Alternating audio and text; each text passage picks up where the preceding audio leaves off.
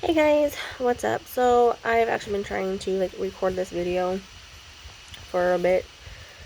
I feel like the last couple videos I was like all over the place because I was trying to do my makeup. And yeah. So this is my 36-week update. Like I'm currently 37 weeks today. Give you guys all of my focus and attention here. Let's just say I'm completely over being pregnant. So I don't know if I told you guys. I remember telling you guys a little bit last week. So I had my appointment on Friday, and they said that my cervix is starting to soften, but I was not yet dilated. And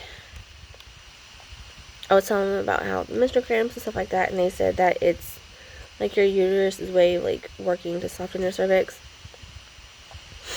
And so to help with the cramps is to bounce on a yoga ball. So that's what I've been doing, and tomorrow is my next appointment. Fingers crossed that we've made some progress, because I am literally over being pregnant. I'm only 37 weeks. I'm over it. I was a preemie.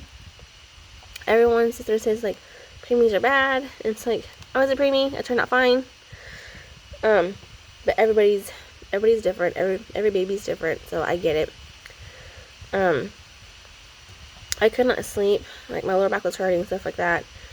And then I pretty much got a cold or allergies, because the way the weather's been. I'm pretty sure everybody's feeling that, the stuffiness and the allergies and stuff like that. But I've been checking my temperature, checking my blood pressure, and I was told if my blood pressure is over 140 over 71, I believe, is to go into labor delivery. Call them, let them know, go into labor delivery and stuff like that. So that way we can get everything for me to be induced and stuff like that. But my blood pressure's been fine. On Tuesday, I'm pretty sure I was having very inconsistent labor contractions, because I made a post on Facebook basically ranting about my night, because I was just so uncomfortable, was not feeling good. My stomach was feeling rock hard, feeling pressure up here, my lower back was hurting, I was having cramps, and I pretty much did lose a lot, a huge chunk of my mucus plug, and then I was losing little bits and pieces after that. But they say that your mucus plug can regenerate itself weeks before you even completely lose it, before you go into labor and stuff like that. So I was just kind of praying, hoping it was time, but it wasn't. They were just very inconsistent. So that was that. Last night I could not sleep. I woke up around 2 a.m. and not 2 a.m., midnight, pretty much. And I feel dead to the world, because I laid back down and I woke up around 2, and it felt like I hadn't even slept at all. And then I laid back down after eating some cheese and crackers, and I got up an hour later. Did not go back to sleep until about 5 a.m. which sucks. And I got up around 7 whenever Ricky got up for work, and I tried going back to sleep for a little bit, slept for another hour, and basically been a zombie since. I'm guessing my body's way of preparing myself for when little man's here. But it's super annoying. I'm tired. So I did my makeup today, just kind of, because I gotta do my weekly picture, just in case I go into labor tonight, tomorrow, whatever. Do my weekly picture, and yeah, and make myself look not so tired. What else? I don't know if I told you guys, but I'm on maternity leave. So when I was 35 weeks, I went into labor and delivery because I was having cramps that were going down my legs. or I was having some cramps and the pains were going down my legs, I called my OB, and they told me to go ahead and go to labor delivery for a reevaluation. And basically, like, I was there for the rest of the day, rest of the work day, and by the time, like, I think I was supposed to close that week, and I was told by the doctors to go home. So I did that. I went home, let my managers and stuff know, and very next day on Tuesday, I called the HR department, kind of like keeping them updated. I was like, my due date is March 25th, but this is what my doctor's talking about. And crap. I was like, they're talking about like inducing me like 38 weeks. I don't know yet, but is there any way that we can move up my maternity leave up like 2 weeks early, just in case if anything happens? And I guess the people I was talking to, I was the wrong department that I was talking to. And I was like, okay. And they're like, we'll give you a call back and stuff like that. And I'm like, okay, cool, that's fine, whatever. I never got a call back, and I got a text from my boss saying that she received an email saying that my maternity leave started last Tuesday. So I was like, okay, that was like a big waste of time. Like, y'all said you were gonna give me a call back and you never did. So I'm just like, okay, well, whatever.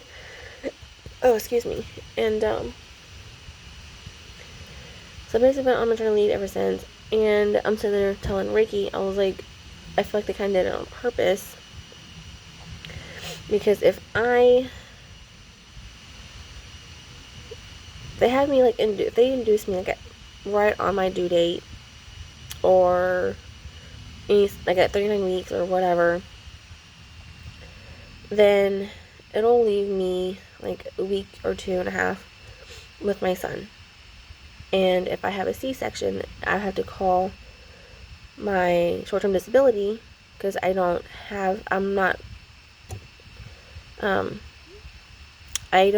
qualify for FMLA. So yeah, I have to let them know, like, this is what, like, I gave birth vaginally, and then, or I gave birth by C-section, and it kind of like determines my short-term disability kind of thing. And if I have a C-section, that's like 2 extra weeks. But if I don't,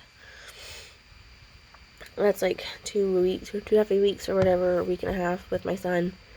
And if I do have a C-section, then it's not going to give me enough time with my son either, as well as not of having enough time to like really heal. So yeah. And if I want to take more days off, I would have to take them unpaid. And then there's no guarantee that I will actually even go back, or there's no guarantee that I would even have a job to go back to. So yeah, it just kind of sucks. And if I don't go back after maternity leave, then the PTO that they're giving me that I haven't accrued yet to cover my time or my pay, I would have to owe the company that I work for back for the PTO, and it's just kind of like, okay. So I'm kind of struggling, like, do I go back? Do I not go back? And like, what do I do? Because like I was talking to Ricky about it last night, and he's like, honestly, don't worry about it. He was like, I'm not even worried about the job. I was like, I feel like it's not gonna work out anyways. Just after he's born, he didn't give a reason why, so I'm trusting him. The only thing that I hate is that, like, the bills will fall onto him until I get in the job. Like, I can easily get in the job. I actually have 2 companies at the moment that actually were at a standstill. Like, One of them said to call back to reschedule for my interview, and another one, I already had the interview, but we're waiting until after he's born to schedule that second interview, so that way I can start the April 26th class, whatever, so that way, to see how that goes. And then there's another company that I can probably easily get into, because we know somebody that's really well known there, and it's all work from home. So basically, working from home is something I'm trying to do, whether it's inbound support or inbound calls, outbound calls. I would like to do like email support, so the way I'm not on the phone, but you can't be picky, you can't be choosing what you want.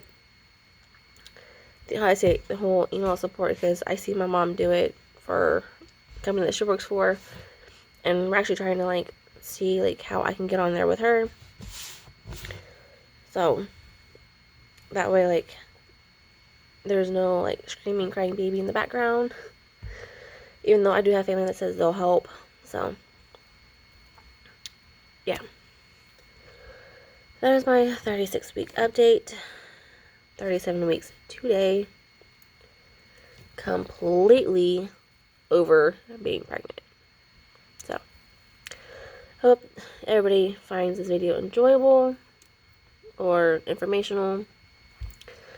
And thanks for listening to my little rant about my maternity leave and everything else. Excuse me. So, yeah. Hope everyone has a fantastic Thursday. And have a fantastic weekend as well. Bye.